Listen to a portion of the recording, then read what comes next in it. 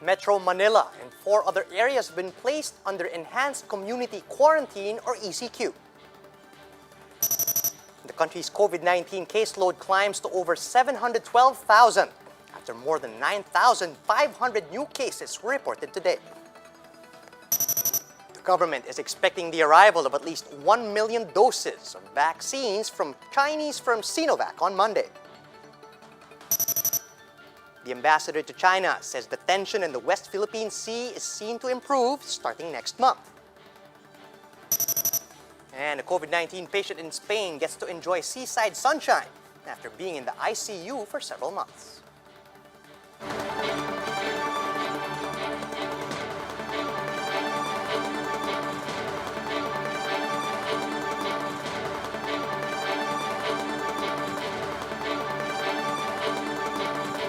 Fast, focused, and fearless. Here's a roundup of stories we're watching right now. I'm Charles Lejano.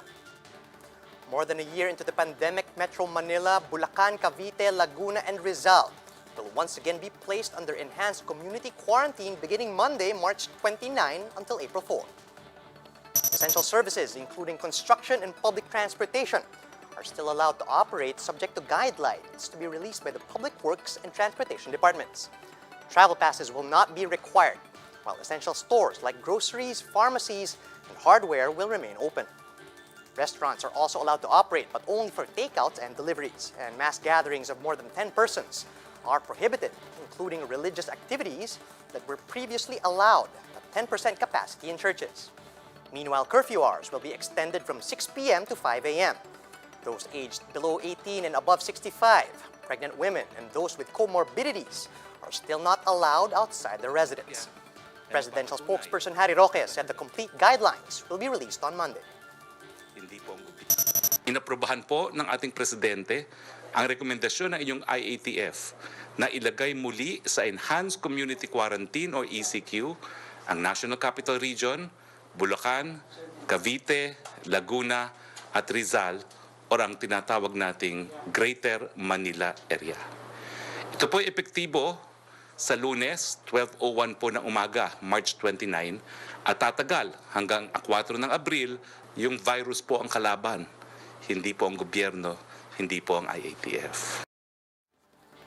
To give us insight on the government's latest move, we have Octa Research Fellow Professor Guido David now joining us live via StreamYard. Good evening, Professor. First off, what are your thoughts on placing the entire NCR Plus under ECQ for 1 week? Is this enough for us to see substantial changes? Hi, good evening, Charles. We would have to see the effects, but I think 7 days of a strict quarantine would be better than the status quo. So definitely, we would like to see immediate, significant changes in not just the reproduction number, but maybe even the number of cases with the 7-day quarantine.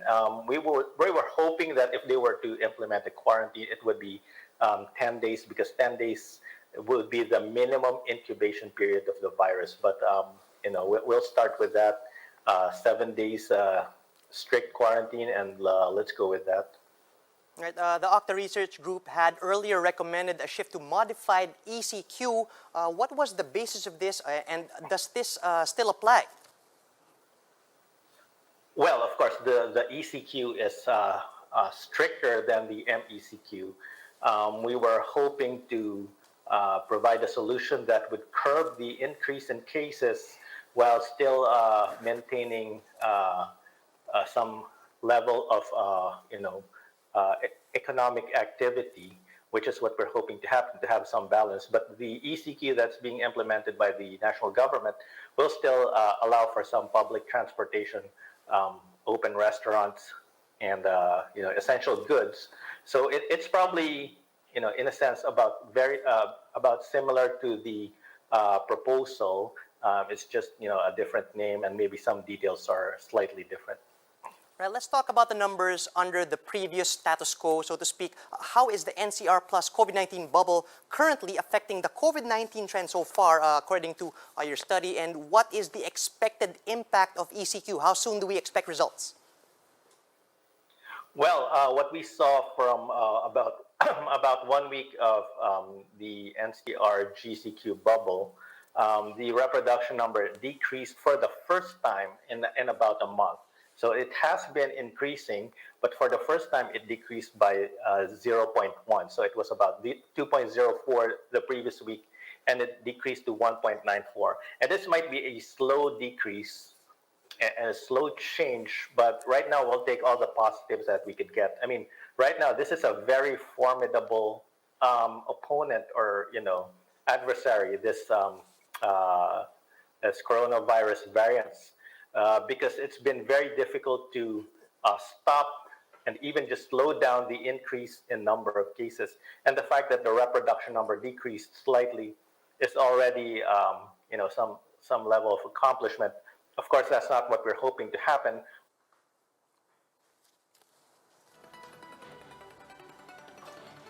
Right, it appears that we have lost the connection with Professor Guido David. We'll be back with more stories after a quick break. Keep it here on One News.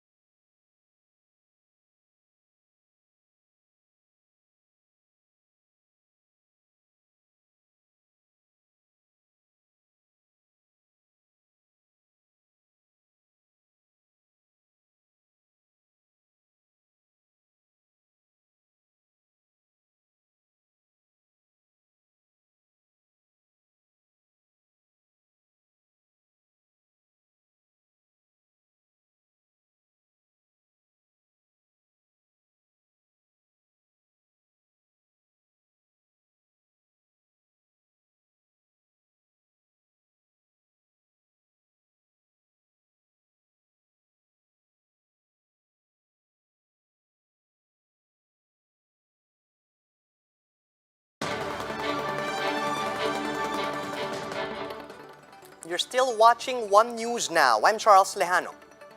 Going back to our conversation with Octus Professor Guido David. Good evening again, sir. Sorry for that malfunction. Aside from this ECQ that we're currently talking about, which comes with a new set of policies, we were discussing the previous set of policies under the previous quarantine status. No, where do you think we could have done something earlier, perhaps? Or maybe is this new ECQ status a little late in the game? Well, any changes or improvements that we could make, is welcome. So we have to move forward and look at these solutions moving forward. But I think that we could have introduced more significant interventions earlier. We were already seeing the surge happening by the first week of March.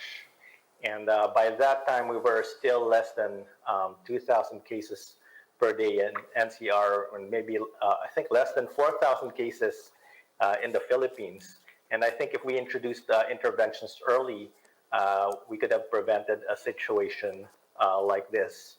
I mean, I understand some reluctance to, change the way we're managing the economy and everything, but this is like, like a weather forecast.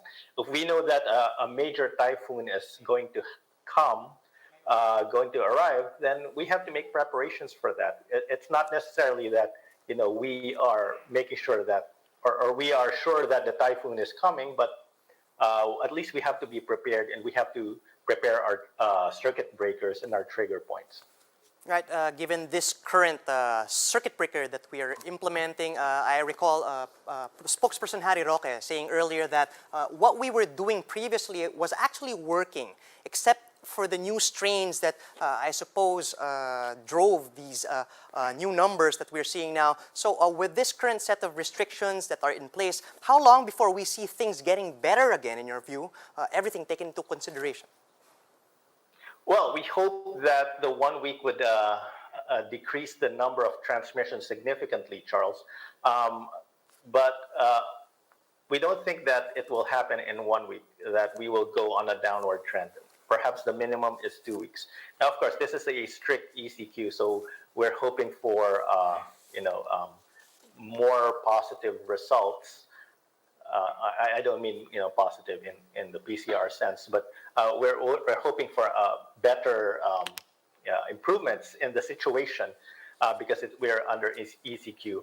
But we will continue to monitor this, and we will definitely keep everyone updated on what the latest trends are. Because right now,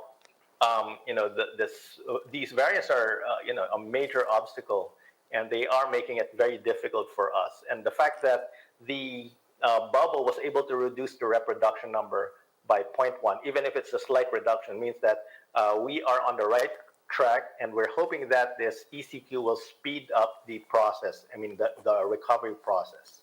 All right, thank you for your time and, of course, your usual insight. That was Octa Research Fellow Professor Guido David. The Health Department reports over 9,500 new COVID-19 infections for the second consecutive day. That brings the country's case tally to over 712,000, some 118,000 of which are still considered active. The coronavirus claimed the lives of 10 more patients over the past 24 hours, pushing the nationwide death toll to more than 13,000. Some 581,000, meanwhile, have gotten better from the disease, with 481 new recoveries reported today. At least 1 million doses from Chinese developer Sinovac is expected to arrive in the Philippines on Monday. Ambassador to China, Chito Santa Romana, says after the arrival of the shipment, the government may anticipate 1 million jabs per month. The embassy is also facilitating talks between the IATF and another Chinese vaccine maker, Sinopharm, about its emergency use application in the country. Recall that some military personnel received flack for allegedly receiving the shots despite the lack of regulatory approval. No way. Cooperation on pandemic response. Kasali dyan yung cooperation sa vaccine. Gusto ko nga sabihin dito na sa Lunes, darating yung first procurement. Hindi na donation. Procurement by the government from Sinovac. 1 million doses of vaccine. So yan, walang issue dyan. Hindi yan kakabit sa sovereignty issue. On the tension in the West Philippine Sea, the country's envoy to China expects improvement sometime next month. Santa Romana says the Chinese vessel moored in the Julian Felipe Reef will leave soon, but he refused to provide a specific time period. The area has been swarmed by nearly 200 ships from China, as confirmed by the Defense Department. I don't want to give a time frame because this is the subject of diplomatic exchange, which is confidential, but I expect it in the coming month. We'll see an improvement in the situation. Over in Spain, a COVID-19 patient who was in the ICU for almost 4 months finally gets to soak up the sun. 63-year-old John Soler Sendra was allowed his first outing after finally managing to breathe without a respirator this week. Sendra was confined in Barcelona's Hospital del Mar and was the ward's longest-staying COVID-19 patient. He was due for some see-and-some therapy. For more updates, visit News 5, the Philippine Star, and Business World online. Visit our website, onenews.ph, for more in-depth analysis. And you can also catch One News on Signal Play. Just register for a free account at www.signalplay.com so you can stream One News live anytime, anywhere. Mask on, wash hands, and stay safe, Philippines. I'm Charles Lejano. We're One News.